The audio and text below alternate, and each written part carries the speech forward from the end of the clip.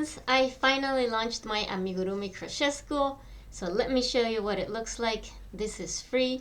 If you go to skool.com and you create a profile, then you can search for Amicreatures or learn Amigurumi, and hopefully my community comes up. So first, what you're going to do is you're going to click on Classroom, and then you're going to have all these courses that you can follow along. This is for very beginners that have never done crocheting before, and I'm going to teach you step by step with videos. You just go and you watch them all one by one, and when you're done, you click the little green check mark. That means you're done and it marks it complete.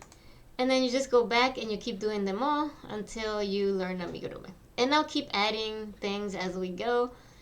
Some of these are going to be paid for. For example, the downloadable bundle is going to have like pattern templates. I have kawaii eyes expression sheet, the care card. These are PDFs that you download, so that bundle is going to be paid for. And also my AI course is going to be really good.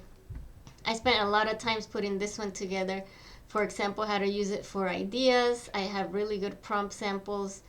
How to use it for animations, how to use it for branding, to create your logo, to create, I got a lot of prompted samples you can copy and paste, to create your vibe, your style sheet, your colors.